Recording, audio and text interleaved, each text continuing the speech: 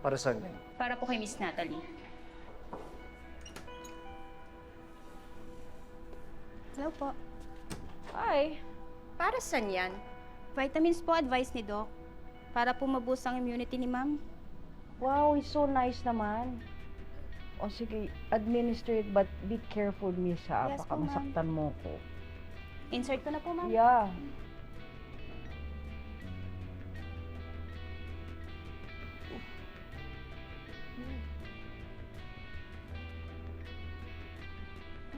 Thank you. Thank you po.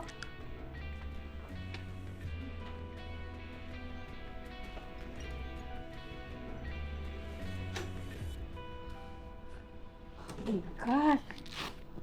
Ay. Ay, nako. Grabe. Ano ba yan? Parang matutuluyan ako magkasakit nito eh. Konting tiis na lang. At least, napaniwala natin yung judge na may sakit ka. Kaya na-delay ang trial.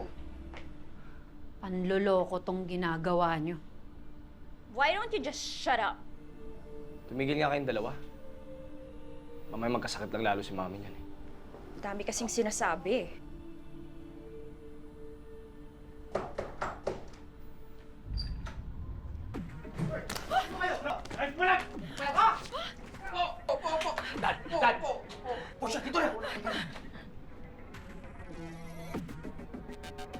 Amira, ano to?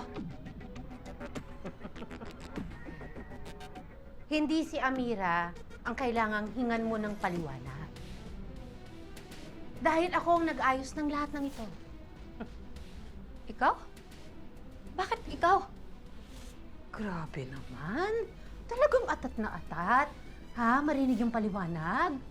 Sandali lang. May iniintay pa tayo eh. Maya-maya. What?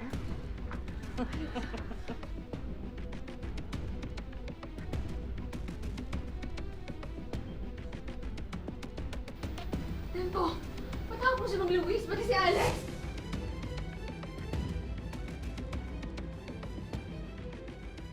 Labas! Sumama kayo sa akin. Pinapatawag kayo ni Magnolia.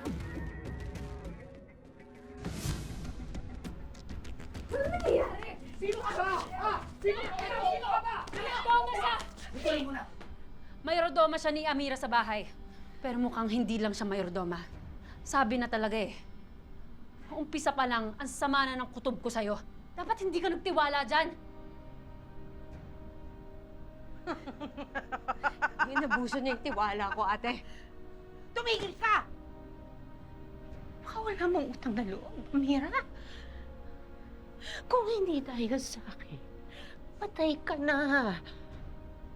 Kung hindi dahil sa akin, sa tulong ko sa'yo, hindi ka makakapaghigante sa lahat ng mga sumira sa buhay mo! Magkatapos ano ngayon? Atras ka? Ha? Bakit? Kasi natatakot ka? Hindi mo na kaya?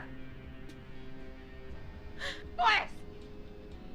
Ako ang maniningil para sa'yo! Pwede na tayo magsimula. Kompleto na ang lahat. Nonya. Amira? Mamili ka. Oh. Isa-isa, oh.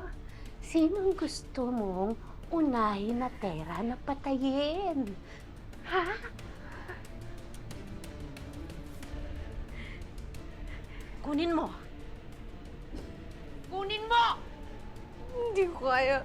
Hindi ko mamamatay. Tama na niya.